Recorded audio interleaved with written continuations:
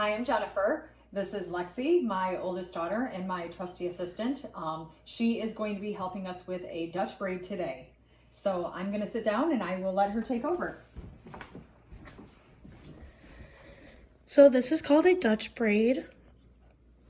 It is different from a French braid only because the braid pops out of the hair instead of going into the hair like the French does. You pretty much do it the same way, except instead of crossing the pieces over, you cross them under. So you want to start out grabbing a little section of hair up in the front. You want to make it like even as possible on both sides. And then you want to put your 2 fingers and split up the hair into 3 separate sections. I usually start with my right only because that's my dominant hand, but you can start with either way, it doesn't really matter. You start with this right strand and you cross it underneath this middle strand, like this. Next you want to do this left strand underneath the now middle strand, like this. And then you want to do the right strand again, because then that's going to set your braid for you to start. So you cross the right underneath the middle. And then you want to grab a section of hair.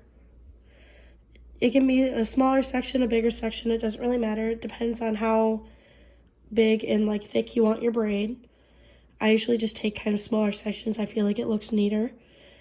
And you add it into that piece. I started with the left because that is the next piece you were supposed to start with. And you add it into that left piece, and you're going to cross it underneath this middle piece again, like this. And then you're going to repeat, but with the right side, you're going to grab a section of hair, and you want to try and brush it out so that it's mostly even.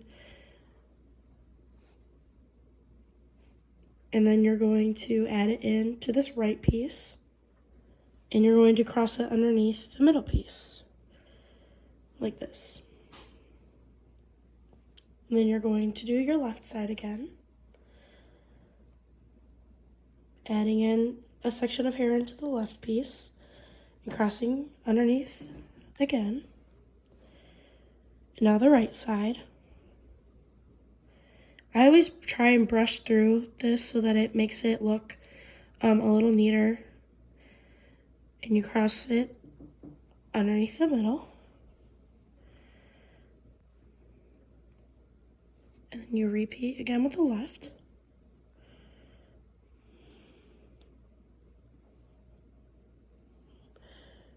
And you're going to cross underneath again. Go back to the right side. And cross it underneath that middle piece.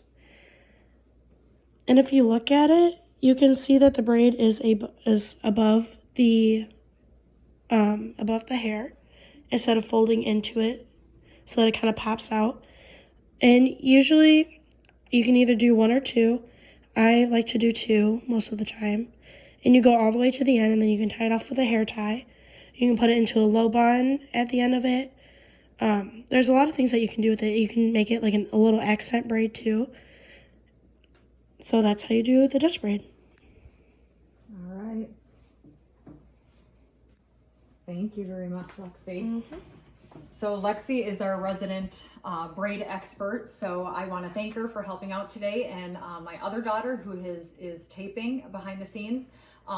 We do miss everyone. We hope everyone is doing well. Take care.